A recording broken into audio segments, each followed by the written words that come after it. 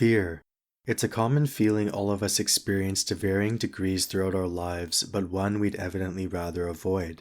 Sometimes this sensation is relatively minor and short-lived, like being caught by surprise due to a friend jokingly remarking, "boo," as they sneak up behind you, whereas on other occasions fear can be prolonged and ostensibly unbearable, such as when you're stressing about what could happen to you and your family if you continuously fall behind on your rent or mortgage payments. No matter the degree you experience, fear is a very palpable emotion regardless of whether it's all in your imagination or not. Fear can paralyze us to the point where we're stopped dead in our tracks and burdened by immense indecision. However, despite its generally negative connotation, fear also serves a constructive purpose by causing us to improve, to be proactive where possible, and to act even when we don't necessarily have the willingness to do so. Today's discussion explores the double-edged sword, or nature, of fear. The key assertion is that while fear can be paralyzing and extremely detrimental, it also serves a constructive purpose which will assist you along your journey. You must, therefore, learn to manage your fear by harnessing its beneficial aspects while simultaneously minimizing its detrimental components. To begin, I can't discuss fear without highlighting its distressing nature and the overwhelming consequences that can arise from it. Regarding fears, they can generally be organized into two primary camps: fears that are real, or those which have a valid basis in tangible reality, and fears that are imagined, or fears that are in one's own mind and not an accurate representation of tangible reality. I should note that although imagined fears may possess elements from tangible reality, i.e., they're about real people, the fundamental difference is that the associated internal narrative created by the mind is an illusion, because it's an inaccurate portrayal of real-life situations and consequences. It's arduous to remark which fears are worse. On the one hand, fears that are accurately justified in reality are dangerous because there are real-world consequences which can evidently impact us. Meanwhile, on the other hand, our imaginations are extremely creative, and this imagination, when combined with fear, can torment us incessantly, which often leads to self-destructive behaviors and outcomes in reality. Self-destructive in the sense that our own minds can facilitate our downfall, rather than the actions of anyone else. I won't intensely scrutinize which classification of fear, real or imagined, is worse in today's video, but this consideration will certainly be lurking in the background.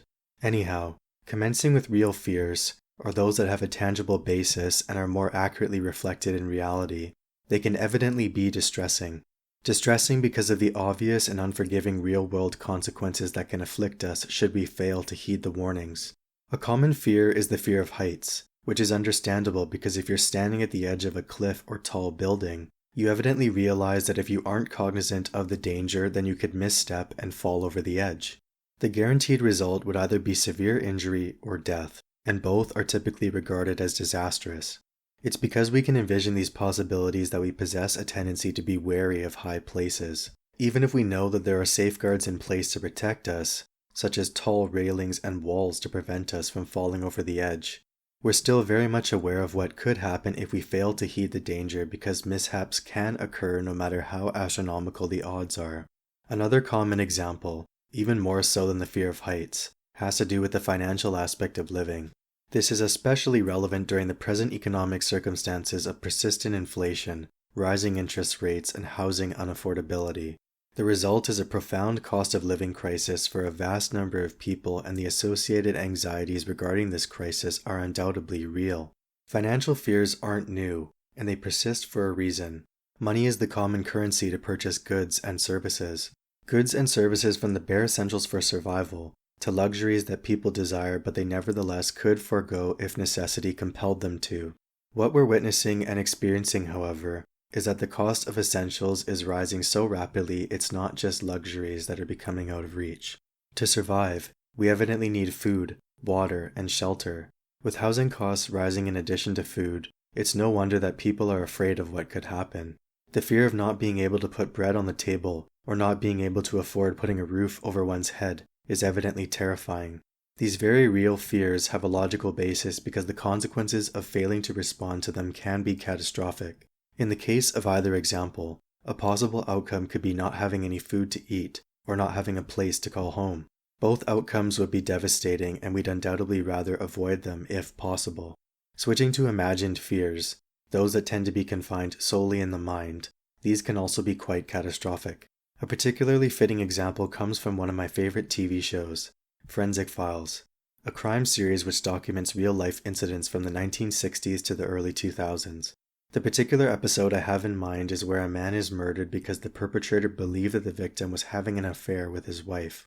By all accounts in the episode, there was no evidence of an affair, and so the perpetrator's paranoia of the victim and the mere potential of an affair is what drove him to kill.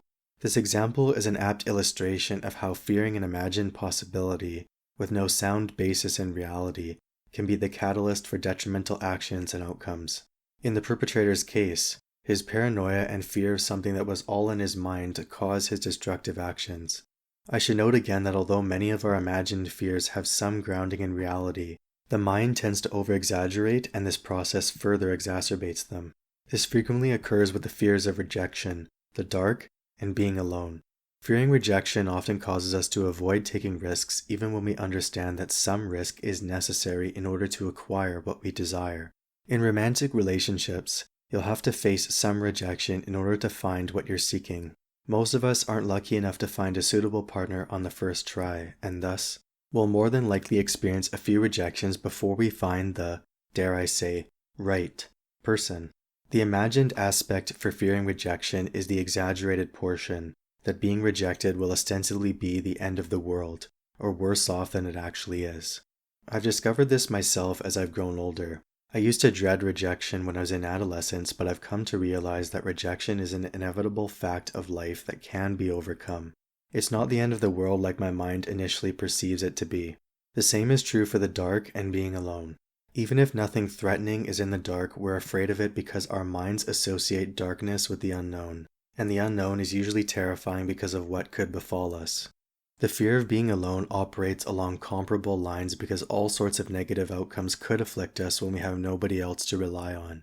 Even if nothing detrimental occurs, the mind believes that it's a distinct possibility, and as the old saying goes, perception is reality. Perception can indeed become reality, but it can also be just an illusion that leads us astray and facilitates terrible consequences for our person. Throughout my personal experience, I've also been gripped by fear to varying degrees. When I was younger, the fear of failure and disappointing my parents were the principal worries that hijacked my mind. By extension, this included fearing rejection because I wished to avoid the further hurt and disappointment that would typically accompany rejection. These days, while I realize that failure and rejection are inescapable facets of living, I still cannot escape pondering about them in the back of my mind. When in doubt, I often fear that I'm not doing enough, or not working as hard as I should be. I also greatly fear the loss of my loved ones, which evidently compels me to protect them and work hard to create a better future for them. Finances, and its related components, also continues to elicit concern in my mind on a regular basis. Although there's great stress, fear, and worry during some days, there's also a constructive purpose which I alluded to earlier. Fears, as horrifying as they are, also serve to demand necessary action and compel us to be proactive instead of reactive. The benefit of envisioning terrible possibilities in advance is so we can account for them and implement preventative measures to essentially guarantee that they won't arise. Regarding finances, this generally necessitates budgeting and not spending money left, right, and center in order to pay the bills on time. Additionally, these methods are necessary to save for a significant purchase, like an automobile or a house, and to save for retirement when you're eventually unable to work due to advanced age. In terms of career, the fear of avoiding a negative outcome means that you're compelled to plan out how you'll obtain your desired career, what education or training is required, if any, and how much time this process will take are just a few considerations. My point is that fear is beneficial because its associated distresses compel us to act, especially when we don't initially possess the courage or willingness to do so. In order to prevent disastrous outcomes from happening, or to prevent them from deteriorating, we must act despite any fears we experience. Fears can be managed, and they must be managed whether they're real or imagined. Otherwise, what you dread will certainly come to pass in one form or another. Avoiding what you dread from coming to pass can only be achieved through the realization that while you'll be afraid at times, You can act despite your fears, and you can also overcome those fears. The British military special forces, the Special Air Service, or SAS, has a simple but profound motto, quote, "Who dares wins," end quote.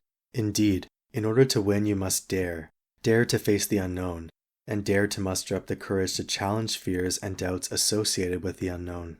If you can do that, then you can win and achieve what you desire.